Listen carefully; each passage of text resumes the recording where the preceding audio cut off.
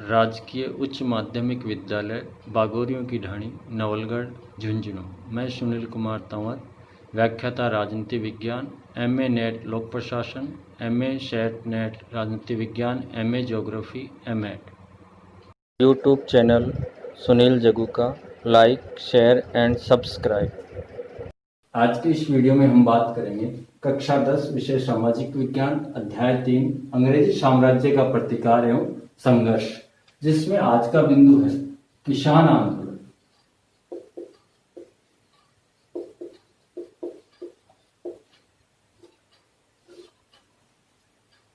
किसान आंदोलन, जिसमें सबसे पहले हम बात करेंगे चंपारण किसान आंदोलन।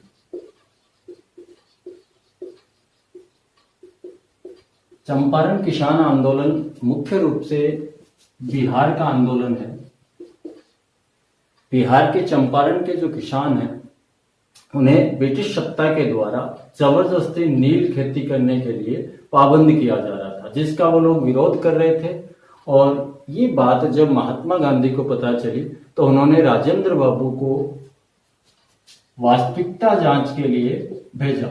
राजेंद्र बाबू यहाँ आए और किसानों की स्थिति से अवगत हुए और महात्मा गांधी को यहाँ की पूरी परिस्थितियों के बारे में बताया। तो महात्मा गांधी ने अहिंसात्मक आंदोलन का सुझाव दिया और इस कारण से 1917 में एक जांच समिति बनाई गई और इस जांच समिति के सुझाव पर चंपारण कृषि एक्ट, कृषि अधिनियम बनाया गया, जिसके तहत चंपारण के किसानों को नील की खेती करने के लिए स्वतंत्र छोड़ दिया गया। वो चाहे तो खेती करें, चाहे तो न करें। तो ये था चंपारण किसान आंदोलन, जिसमें महात्मा गांधी के प्रभाव के कारण किसानों की समस्या हल हुई। इसके बाद बात करेंगे खेड़ा किसान आंदोलन। खेड़ा किसान आंदोलन जो मुख्य रूप से बंबई सरकार के विरुद्ध था, क्योंकि 1918 में फसल नष्ट होने के बावजूद भी सरकार ने टैक्स लेना प्रारंभ कर दिया। जबकि उस समय का मुंबई सरकार का जो प्रावधान था वो ये था कि 25% से अगर कम फसल उत्पादन होता है तो किसानों से टैक्स नहीं लिया जाएगा, भूमि कर नहीं लिया जाएगा। इस कारण किसानों ने यहाँ आंदोलन की सोची और महात्मा गांधी के साथ मिलकर सत्याग्रह किया।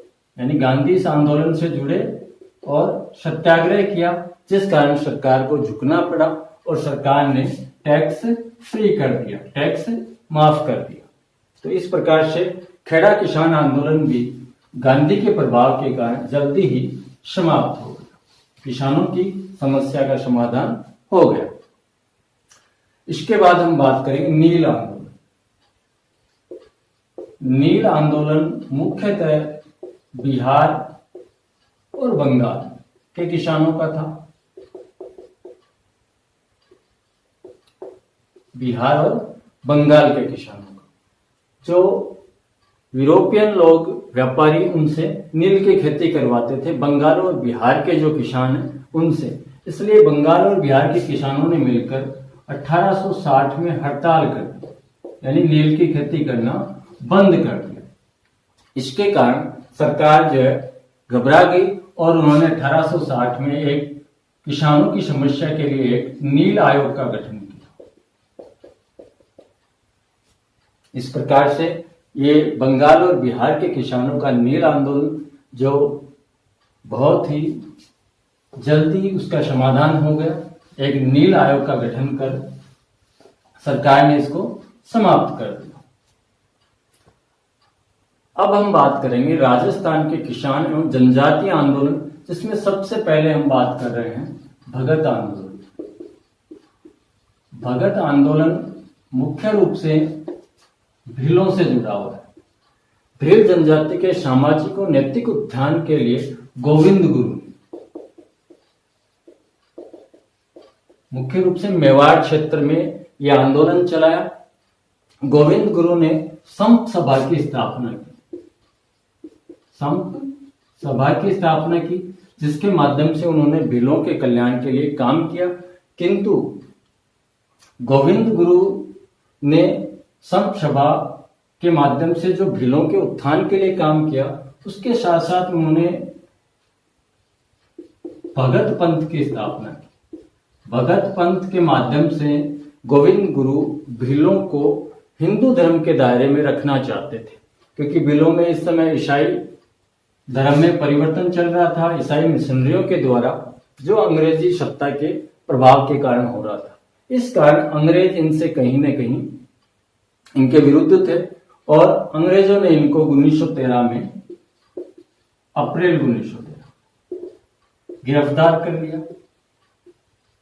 गिरफ्तार करने के बाद कुछ समय बाद इनको छोड़ दिया गया। छोड़ने के बाद ये अक्टूबर 1913 में भगत पंथ से जुड़े हुए जो भील थे उनको मानगढ़ की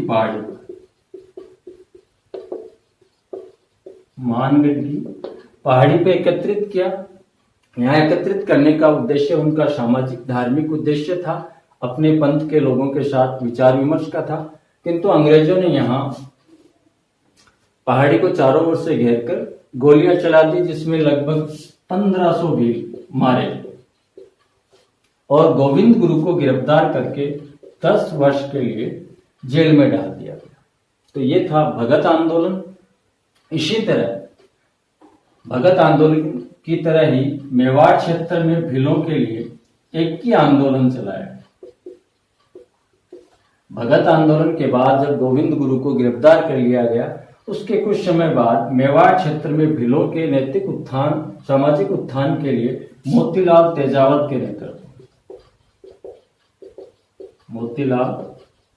के नेतृत्व में यह आंदोलन चलाया गया। दोनों ही आंदोलन मुख्य रूप से भील जनजाति से जुड़े हुए थे। भील जनजाति के आंदोलन थे जो धार्मिक और सामाजिक उत्थान के लिए चलाए गए थे। इसके बाद हम बात करेंगे राजस्थान के किसान आंदोलन, और पहला है बिजोलिया किसान आंदोलन।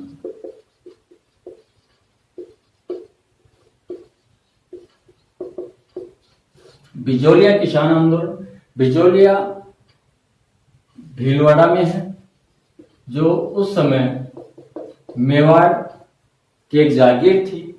बिजोलिया में उस समय 1894 ईस्वी में करशन सिंह जागीरदार थे, जिन्होंने 84 प्रकार की लागबाग, 84 प्रकार के टैक्स जनता पे लगा रखे थे। इन 84 प्रकार की लागबाग से किसानों की मेहनत का 87% भाग जागीरदार के पास चला जाता था। तो किसानों की हालत बहुत खराब थी। 1897 ईस्वी में करशन सिंह ने यहां एक मृत्यु भोज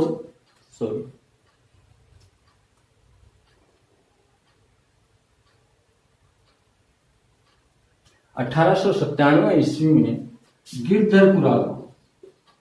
गिरधरपुरा गांव में एक मृत्यु भोज था। वहां पर सारे किसान इकट्ठे हुए। मुख्य रूप से यहाँ धाकड़ जाति के किसान थे।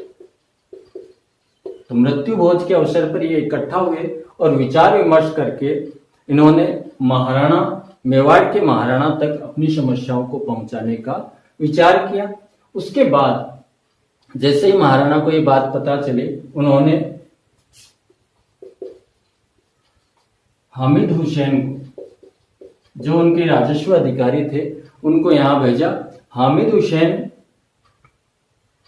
की रिपोर्ट के आधार पे मेवाड़ के महाराणा ने 1-2 लाख बाग जो है टैक्स जो है वो कम कर दिए। इससे करशन सिंह जो है वो काफी उत्साह में आ गया और उन्होंने किसानों पे और ज्यादा अत्याचार करना प्रारंभ कर दिया।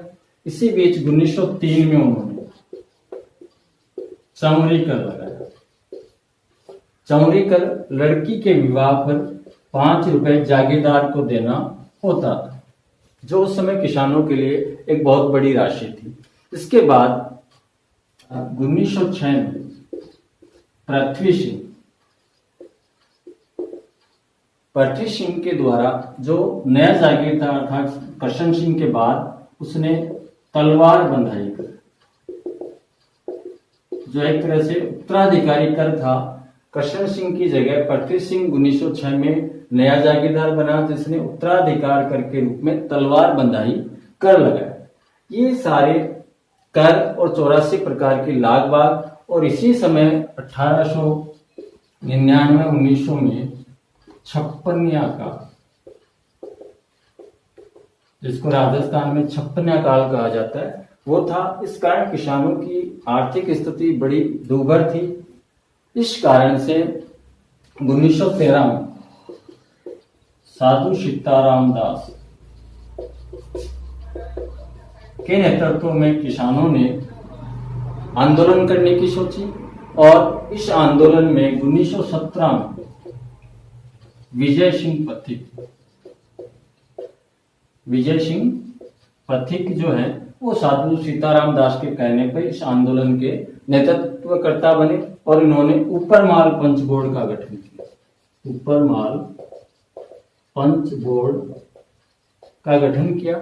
इसके माध्यम से यह आंदोलन काफी समय तक चला, और 1941 में जाकर यह आंदोलन समाप्त हुआ। यानी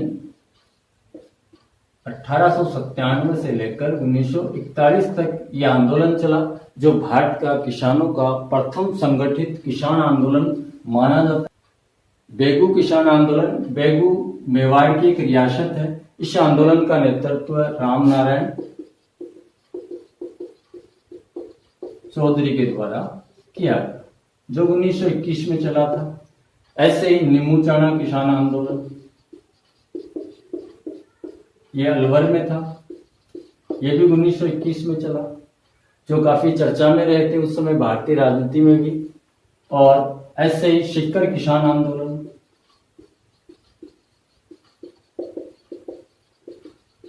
इस प्रकार से राजस्थान के जनजातीय और किसान आंदोलन, जिनके बारे में हमने यहाँ अध्ययन किया। आज के लिए इतना ही। धन्यवाद।